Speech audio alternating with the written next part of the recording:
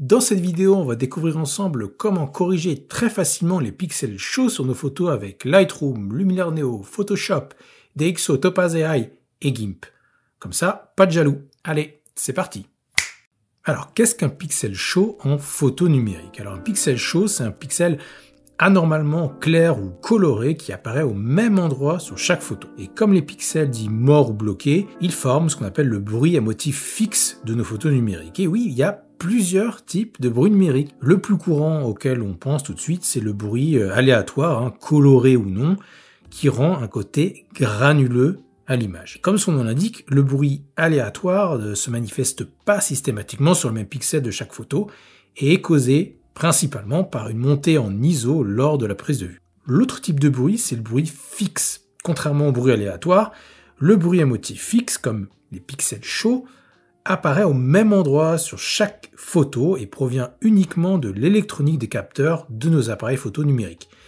Ces pixels, qui sont anormalement clairs ou saturés, souvent rouges, apparaissent lors de pauses longues et leur présence est exacerbée par les températures élevées au niveau du capteur. Donc on a plus de risques de pixels chauds avec des pauses longues puisque le capteur va chauffer davantage. Tous les capteurs peuvent générer des pixels chauds, même s'ils seront moins courants sur des appareils de haute qualité avec de meilleurs capteurs et des capteurs plus grands qui chauffent moins.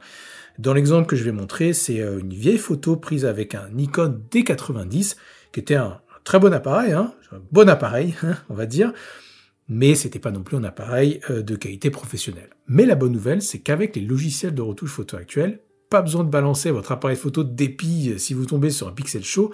La correction, c'est un jeu d'enfant et on va tester ça avec les logiciels les plus courants. Comme ça, pas de jaloux.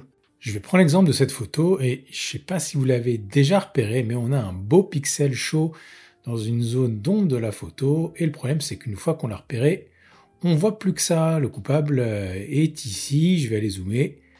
Et voilà, on a un beau pixel chaud tout rouge en forme de croix qu'il va falloir corriger. On va commencer avec Lightroom qui reste la référence des logiciels pour la retouche photo. Je vais aller zoomer un peu pour bien visualiser et isoler le point à corriger. Et je vais ensuite aller accéder à la fonctionnalité de correcteur qui offre 3 modes. Le premier, c'est le mode dupliqué qui va créer une copie exacte d'une zone pour corriger la zone indésirable. Le deuxième, c'est le mode de correction qui est un mode plus fin avec lequel on va également définir une zone à copier, mais la couleur et le ton de la zone à corriger va être pris en compte. Et le troisième mode, c'est le mode supprimer basé sur le contenu, un mode dit intelligent qui va automatiquement créer de nouvelles informations pour corriger la zone indésirable. Et c'est ce mode que je vais utiliser dans notre exemple. En passant, je vous mets en lien une vidéo détaillée sur le fonctionnement de cet outil de correcteur, notamment la gomme magique. Allez y jeter un coup d'œil. Pour utiliser ce correcteur, on va tout simplement aller cliquer sur notre pixel mort. Voilà, je vais juste réduire un peu la taille de la gomme magique.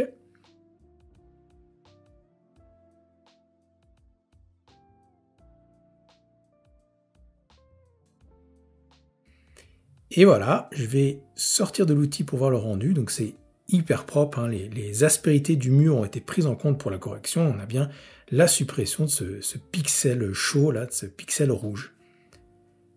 Un petit coup de avant et après, et franchement, c'est parfait, c'est invisible à l'œil nu, franchement, c'est un jeu d'enfant pour un résultat vraiment nickel.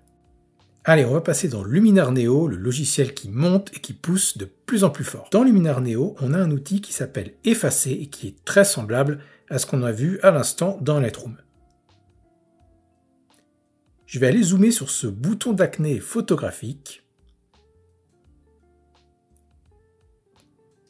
Et pour utiliser l'outil Effacer, on ne peut pas faire plus simple. On ajuste la taille de la gomme.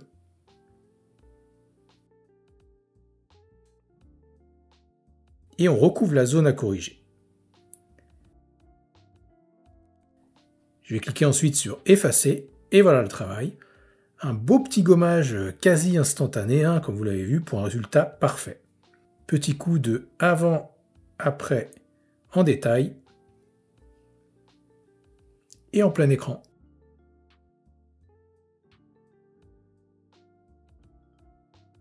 Allez, troisième arrêt, la Rolls-Royce Photoshop. Alors Photoshop regorge d'outils qui peuvent permettre de corriger un pixel show ou une imperfection dans une photo, notamment avec l'ajout de fonctionnalités d'intelligence artificielle générative. Mais pour corriger un petit point, une distraction, le plus simple, c'est d'utiliser l'outil supprimer. Donc, je vais zoomer sur la zone à corriger et je vais accéder à l'outil supprimer, Remove Tool en anglais ici. Et je vais garder d'ailleurs tous les paramètres par défaut. Donc juste utiliser cet outil de suppression, un clic sur la zone à corriger, et voilà le résultat. Simple et parfaitement efficace. On continue avec un autre logiciel connu et reconnu, DxO. Au niveau de l'onglet Détails du panneau des retouches, on a un outil de retouche avec cette icône que d'ailleurs quasi tous les logiciels utilisent. Moi, je vois perso un pansement. Certains y voient une gomme plutôt. Bon, j'avoue que les deux interprétations peuvent tout à fait convenir à cet outil. Tiens, d'ailleurs, il y a un raccourci pour y accéder au niveau de la barre d'outils supérieure. Je l'avais pas vu. Donc, vous pouvez accéder plus directement en cliquant au niveau de l'icône dans la barre supérieure, là, dans la barre d'outils. Donc, je vais cliquer sur cette icône de retouche. Je vais zoomer sur le point rouge à corriger, histoire de ne pas faire n'importe quoi. Et là, on a plusieurs options possibles. La taille du pinceau gomme pansement. Voilà, je vais ajuster, ça me semble pas mal. Et on a deux modes. On a un mode réparé et un mode dupliqué. Dans ce cas, le mode réparé sera plus adapté pour tenir compte des pixels environnants plutôt que de faire une copie bête et méchante de pixels de remplacement. Et sur les autres réglages, contour progressif à 0 et opacité à 100%, je vais laisser ces valeurs par défaut. Et voilà, corrigé. Un petit coup de avant-après, avec un très bon résultat. Adieu cette verrue rouge au milieu de ma photo. On continue notre exploration avec Topaz AI qui se présente un peu différemment des autres logiciels, moins d'options et de réglages parce que là l'idée c'est d'utiliser des fonctionnalités automatiques d'intelligence artificielle pour un certain nombre de retouches, comme par exemple la correction du bruit ou l'amélioration de la netteté. Donc je suis curieux de voir si ça fait du sens pour une micro-retouche comme celle qu'on cherche à faire ici. Alors désolé, je l'ai qu'en anglais, je crois pas qu'il soit multilingue d'ailleurs, ce logiciel, en tout cas, je l'ai pas dans la version que je teste ici. L'outil qu'on va utiliser, c'est l'outil de suppression, remove en anglais, identifié par une icône de gomme. Je crois qu'ici, l'icône est pas sujette à interprétation, et je vois que c'est une version bêta de cette fonctionnalité, donc on va voir ce que ça donne. Je vais zoomer autour du pixel show. Alors, comment ça se présente? On a l'ajustement de la taille de la brosse gomme, assez classiquement. Donc, je vais aller la réduire, un petit peu.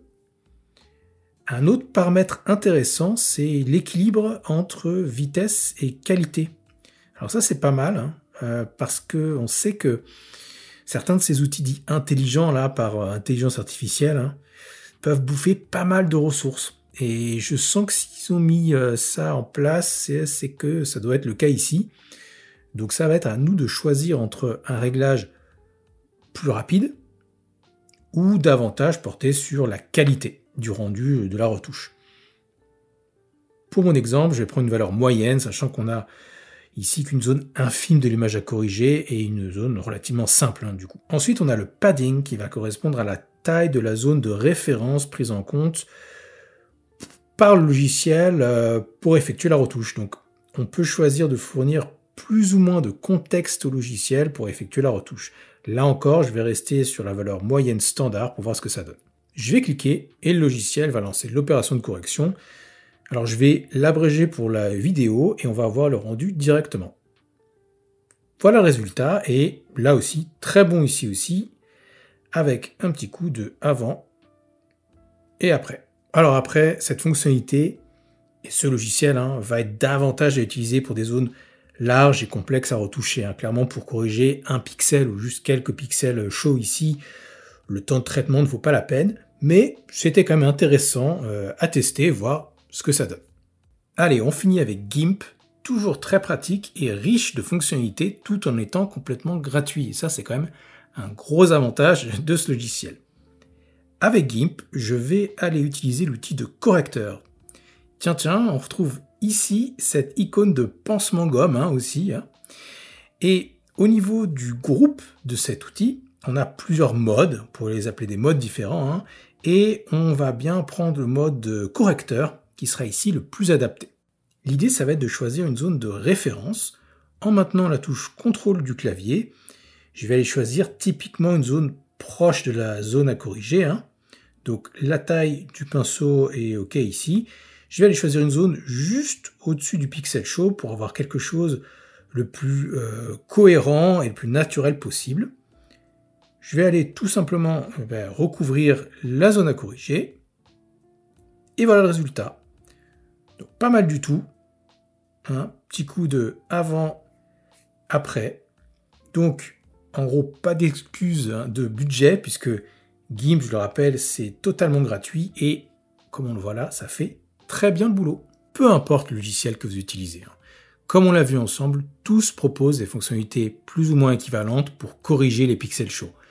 Et d'ailleurs, les autres petites imperfections, les pixels morts, les pixels bloqués ou les poussières sur l'objectif ou sur le capteur, le fonctionnement sera le même. Voilà, vous savez tout ou presque sur les pixels chauds et comment les corriger. Et ça, peu importe le logiciel que vous utilisez. On se retrouve très vite pour une nouvelle vidéo et d'ici là, n'oubliez pas le plus important, il n'y a pas qu'une seule façon de réussir une photo, mais 1000 de la rater.